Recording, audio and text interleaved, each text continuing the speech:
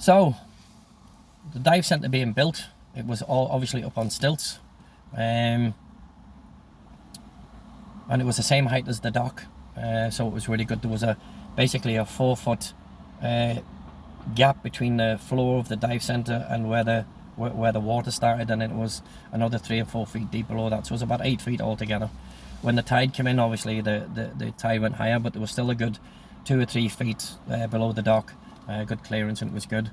Richie and I painted it. All the wood was marine, so it wasn't going to rot, so we painted the inside and the outside of the dive centre white. I had painted a big spotted eagle ray with a setting sun and the ocean below it, and called it Gaz and Dave's Belize Dive Centre. So I did all the painting of that. I painted a map of the island with all the dive sites on it. That was on the outside of the wall. Everything was named. It looked really, really good. There was 2 rooms, one main door, a door going into each classroom, a small toilet which had to be plumbed in, which was plumbed in by one of the local plumbers who Dave knew, a guy called Mike, a great electrician, very, very good friend of Dave. And Dave and Mike knew each other in the military. I think Mike was ex-RAF. Dave knew him from the mainland at APC camp, and they just stayed really, really good friends. So George pitched the roof, a brilliant joiner, really nice guy, very easygoing, very slow talking, a nice real Texas drawl, really, really kind guy, some brilliant stories, always laughing and smiling, and was just a really, really, really cool guy. We learned a lot from him. He wasn't one of these guys who, was rude or ignorant. And if I said, Mike, how do you do this? He would stop and he would just show us how to do stuff. And then he would say, okay, you do that now. Let me see how you do it. And if we made any mistakes, he would correct us politely, and he would teach us how to do things. So Dave wired everything because he was a spark. He had his license to wire and stuff. He got that from the military.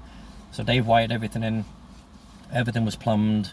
So within about 6 weeks, we had the dive centre up and running.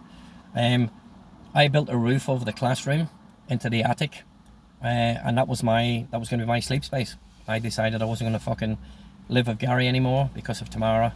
There's too much fucking drama with her, and she used to come and stay, and there was fucking smoking dope and all that type of stuff, and snorting coke, and back then I was really dead set against that stuff. I was into my health and stuff, and I didn't like her anyway, to be honest. And she tried to put a line between me and Gary, which I didn't like, and I just wasn't gonna deal with that at all. So I stopped living with Gary, and then I started to basically stay in the dive centre. Obviously Dave's boat was there, so there was 2 main windows. There was a door on the outside, there was a window in the front and a window at the back, so there was 4 windows altogether. So I could open the windows at the back and have the breeze coming in during the daytime, and I could have the 2 windows open at the front and have the breeze flowing through, and I could see the traffic, people walking up and down the dock, especially at night time.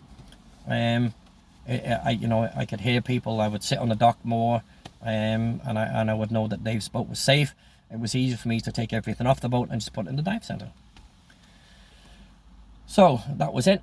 There was also another guy that Dave wanted me to meet. It was a guy called Andy Holub, and Andy Holub was a salesman for scuba gear.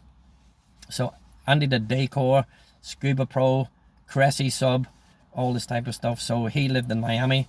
He had his own plane, and he would fly up and down, and he would sell the gear.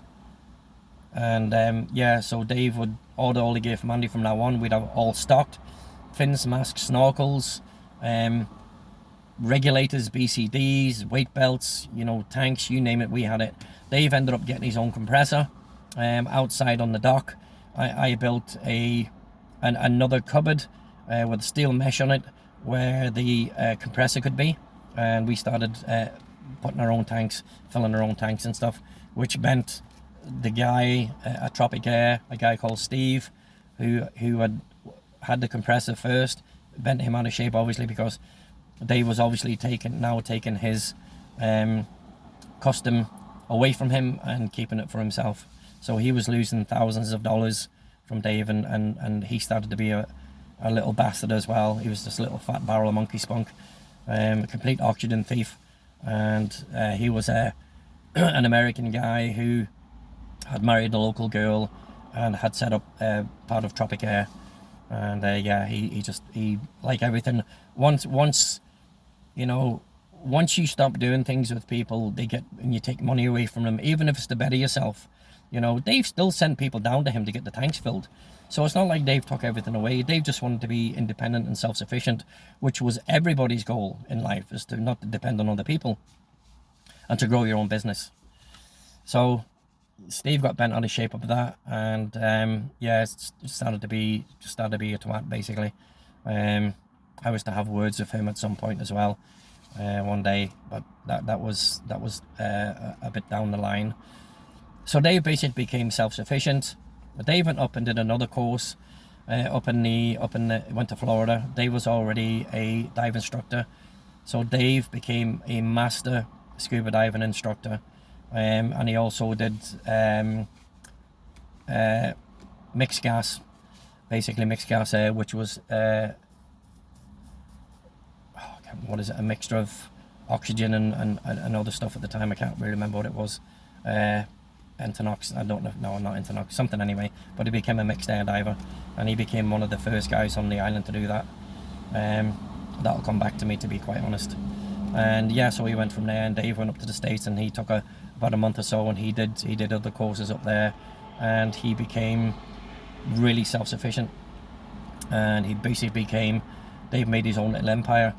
Gary was Dave's partner. So Gary basically had 45% in the company. I had 5%, and Dave had 50% because Dave put most of the money in. Now the 5% Dave gave me didn't mean anything to me, okay? That was just that I would have Dave's back if it came to any votes. So, and Gary knew this at the time, and he kind of complained about it, but because Gary wasn't really putting much money into it, Dave gave me that 5% controlling share, basically. And Dave knew I was going to back him no matter what, and Gary knew that as well. So Gary had pissed me off with Tamara, so I didn't really see Gary the way that I had seen him before, to be honest. So I saw that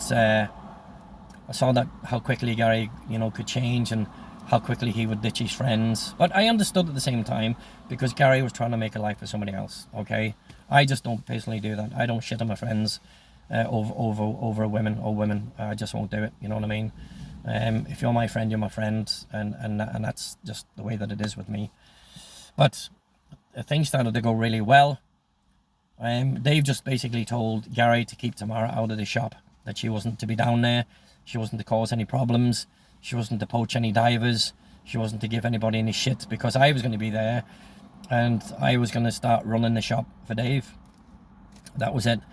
Gary could bring down his own divers if he wanted to, or he could instruct for David, whatever it was, and it went from there. I ended up getting my own boat. There was a little shell of a boat on the beach. It was a 27-foot mahogany skiff. It was just lying there. It needed a bit of work, and Dave bought that boat for me. Dave paid $2,000 for it, so I did all the work on it. I learned how to fiberglass. I learned how to replace the boards, all this type of stuff. If it was a bit much for me, I got one of the local carpenters down, and he did a bit of work for me. So I ended up paying this guy about $2,000 to get the boat done. I had loads of the local guys help me turn the boat over. I give them a couple of $100. I bought a couple of cases of beer. Those guys were happy with that. They were just guys passing on the beach, and it was brilliant. Everybody down there was very, very helpful, and as long as you gave them something for the work or for the effort, whether it be a few dollars or a bottle of beer, people were really, really grateful for that, and you knew that if they were passing you by again, they were only too willing to help. If you took advantage of people down there, they'd just fuck you off, and you'd just be on your Jack Jones, you'd just be on your own, and nobody would bother about you. And it was all about, I was still a guest down there, even though I lived down there for 6 years.